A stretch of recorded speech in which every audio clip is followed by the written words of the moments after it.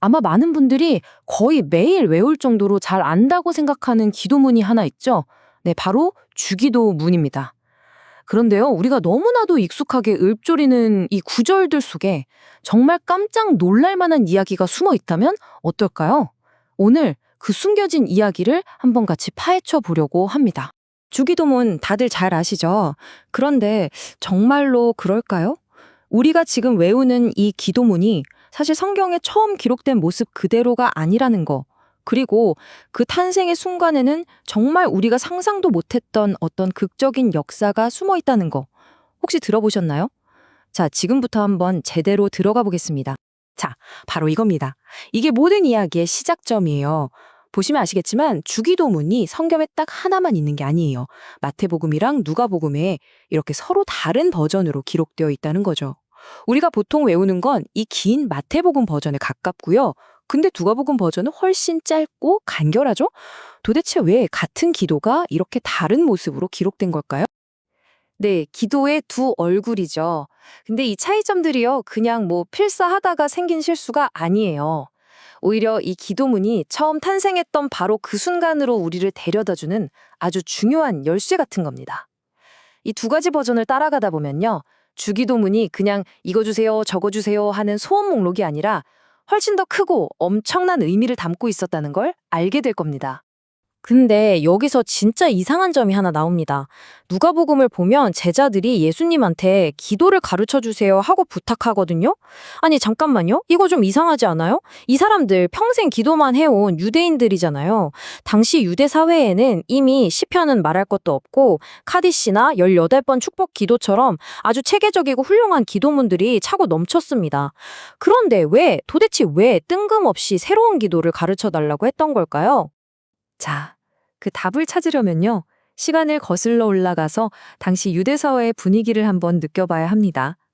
예수님 시대는 말 그대로 영적인 열기가 들불처럼 번지던 정말 뜨거운 시대였어요.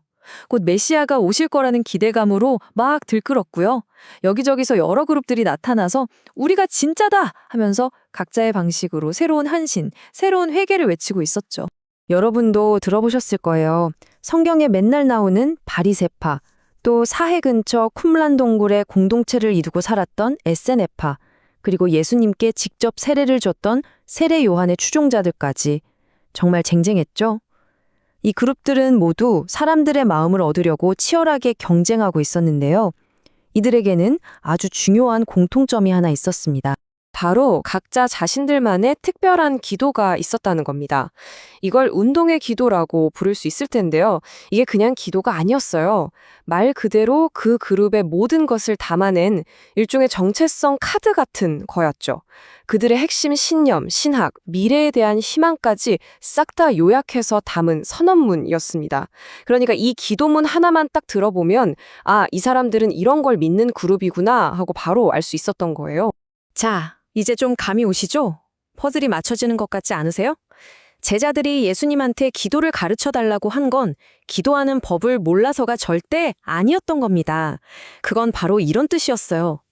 선생님, 세례 요한도 자기 제자들한테 그 운동에 맞는 특별한 기도를 가르쳐 주었습니다. 우리도 예수님이 시작한 이 새로운 하나님 나라 운동을 위한 우리만의 정체성 카드, 우리만의 선언문이 필요합니다. 바로 이 외침이었던 거죠. 물론 예수님의 운동도 세례 요한의 운동과 뿌리가 같았지만 그 방향과 강조점은 정말 180도 달랐습니다. 한번 비교해 볼까요? 요한이 임박한 심판을 외쳤다면 예수님은 다가오는 용서와 사랑을 이야기했죠.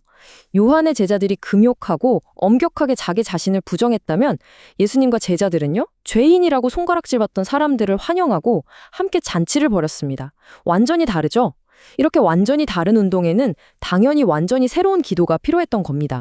그리고 바로 이것이 주기도문의 진짜 정체입니다. 주기도문은 그냥 개인적인 소원들을 나열한 목록이 아니었어요. 이건 예수님의 하나님 나라 운동, 그 모든 것을 담아낸 정말 급진적인 요약본이자 선언문이었던 겁니다. 이 기도 하나로 예수님의 제자들은 다른 모든 그룹과 구별될 수 있었던 거죠. 우리만의 깃발이었던 셈입니다. 자, 그럼 다시 맨 처음 질문으로 돌아와 봅시다.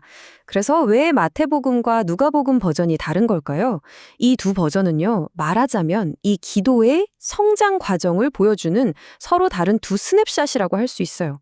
누가복음 버전이 기도가 막 탄생했을 때 그야말로 날 것 그대로의 모습을 담고 있다면 마태복음 버전은 시간이 지나면서 교회를 위한 공식적인 기도문으로 멋지게 다듬어진 모습을 보여주는 거죠.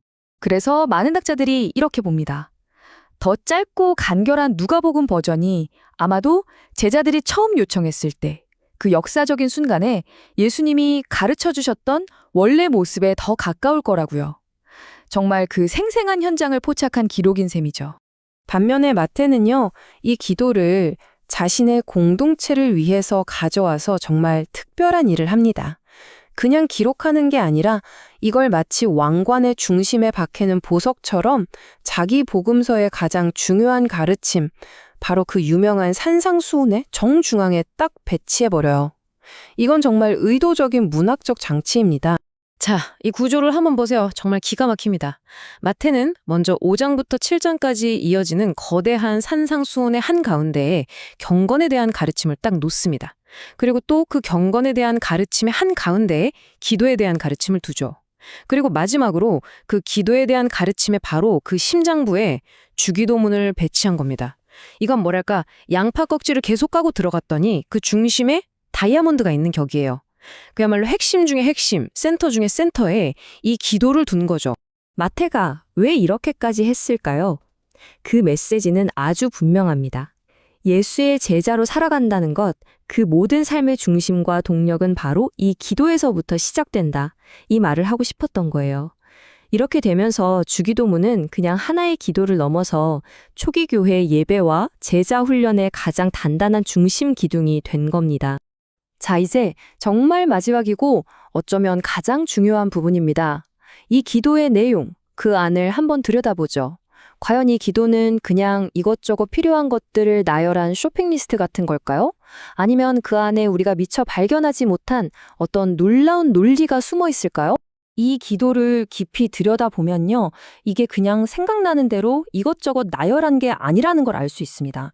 아주 정교하게 설계된 하나의 거대한 논진과 같아요. 그리고 그 모든 것을 움직이는 단 하나의 중심축, 하나의 핵심 청원이 있습니다. 그 모든 것을 관통하는 단 하나의 핵심 청원, 그건 바로 당신의 나라가 오게 하소서입니다. 나라의 임하옵시며, 바로 이 부분이에요. 이 한 문장이요, 나머지 모든 기도의 의미를 풀어주는 마스터키 같은 역할을 합니다. 그러니까 주기도문은 사실상 하나님 나라라는 단 하나의 주제에 대한 거대한 기도라고 볼 수 있는 거죠. 자, 이 논리 구조를 한번 보세요. 정말 기가 막히지 않나요? 우리가 우리 자신을 위해 구하는 것들이 있잖아요. 일용할 양식, 죄의 용서, 시험으로부터의 보호. 이게 각각 따로 노는 게 아니라는 거예요. 이 모든 것은 만약 하나님의 나라가 온다면 자연스럽게 따라오는 결과물로 제시됩니다. 즉, 하나님의 나라가 오면 우리는 일용할 양식을 받게 될 것이다. 하나님의 나라가 오면 우리는 서로를 용서하게 될 것이다. 하나님의 나라가 오면 우리는 모든 시험에서 보호받을 것이다. 이런 구조인 거죠. 순서가 핵심입니다. 그리고 이 모든 해석이 그냥 추측이 아니라는 결정적인 증거가 있습니다. 놀랍게도 마태복음에서 주기도문 가르침이 끝나고 바로 몇 구절 뒤에 예수님이 직접 이 기도를 요약해주는 듯한 말씀을 하세요. 바로 이 구절입니다. 너희는 먼저 그의 나라와 그의 의의를 구하라. 그리하면 이 모든 것을 너희에게 더하시리라. 와, 이건 뭐 거의 주기도문에 대한 공식 해설서나 마찬가지죠? 바로 이것이 주기도문이 우리에게 던지는 핵심 메시지입니다. 자, 오늘 이야기를 듣고 나니 주기도문이 좀 다르게 들리시나요? 그냥 어릴 때부터 외워왔던 익숙한 기도문을 넘어서 하나의 시대를 뒤흔들었던 혁명적인 운동의 선언문이었다는 사실이 오늘 이 기도를 바라보는 여러분의 시선을 조금은 바꿔놓았나요? 어쩌면 우리가 무심코 하늘에 계신 우리 아버지여 라고 입을 뗄 때 우리는 생각보다 훨씬 더 크고 급진적이고 세상을 바꾸는 이야기에 참여하고 있는 건지도 모르겠습니다.